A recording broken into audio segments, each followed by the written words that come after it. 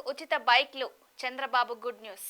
AP ప్రభుత్వం కీలక నిర్ణయం తీసుకుంది. కూటమి ప్రభుత్వం అధికారంలోకి వచ్చిన తర్వాత వరుస నిర్ణయాలు తీసుకుంటుంది. పాలనతో పాటుగా సంక్షేమ రంగానికి ప్రాధాన్యత ఇస్తామని ప్రభుత్వం చెబుతుంది.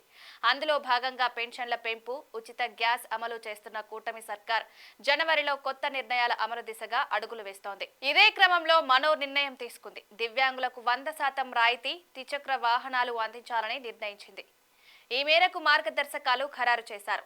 ఏపీ ప్రభుత్వం దివ్యాంగుల కోసం తాజా నిర్ణయం తీసుకుంది. దివ్యాంగులకు పూర్తి రాయితీలో రెట్రోఫిటెడ్ త్రిచక్ర వాహనాలను అందించేలా ప్రతిపాదనలు సిద్ధమయ్యాయి.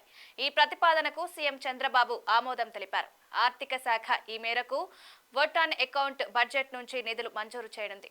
ఆ వెంటనే దివ్యాంగులకు 3 చక్రాల వాహనాలను పంపిణీ చేయాలని నిర్ణయించారు.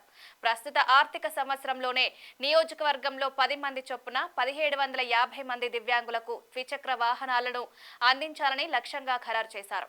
దివ్యాంగులకు ఇవ్వనున్న త్రిచక్ర వాహనాల ఖరీదు ఒక్కొక్కటి ₹1,00,000 వరకు ఉంటుందని అధికారులు చెబుతున్నారు. ఇందుకోసం 17.5 లక్షల రూపాయలు ఖర్చవుతుందని అంచనా వేశారు. ప్రతి ఏటా ఇదే విధంగా అర్హులైన దివ్యాంగులకు అన్ని నియోజకవర్గాల్లోనూ పంపిణీ చేసేలా కార్యాచరణ సిద్ధం చేస్తున్నారు. గతంలో వైసీపీ హయాంలో ఈ పథకం అమలైన 5 ఏళ్లు పూర్తిగా కొనసాగించలేదు. దీంతో రాష్ట్ర వ్యాప్తంగా పలువురు దివ్యాంగులు తిరిగి ఈ పథకం పునరుద్ధరించాలని కోరుతున్నారు. ఇప్పుడు ప్రభుత్వం ప్రతి ఏటా ఈ పథకం అమలు చేయాలని నిర్ణయం తీసుకుంది. ఇప్పుడు ఆర్థిక శాఖ ఆమోదంతో వీటి కొనుగోలుకు సంబంధించిన టెండర్లు ఆహ్వానించనున్నారు.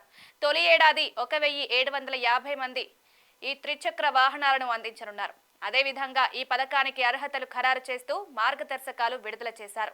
డిగ్రీ ఆ పైన చదువుకున్న వారికి ప్రాధాన్యత ఇస్తోంది. అదేవిధంగా ఏడాది కాలానికి పైబడి స్వయం ఉపాధి రంగంలో ఉన్న వారికి ఈ పథకం అమలులోకి తొలి ప్రాధాన్యత ఇవ్వాలని నిర్ణయించారు. 70% అంతకంటే ఎక్కువ వైకల్యం ఉన్న వారికి వీటిని అందించాలని డిసైడ్ అయ్యారు. 18 నుంచి 45 ఏళ్ల మధ్య ఉన్న వారికి పంపిణీ చేయనున్నారు. అదేవిధంగా 3 లక్షల రూపాయల ఆదాయ పరిమితి ఖరారు చేశారు. వీటికి సంబంధించి ప్రభుత్వం అధికారికంగా ఉత్తర్వులు జారీ చేయనుంది.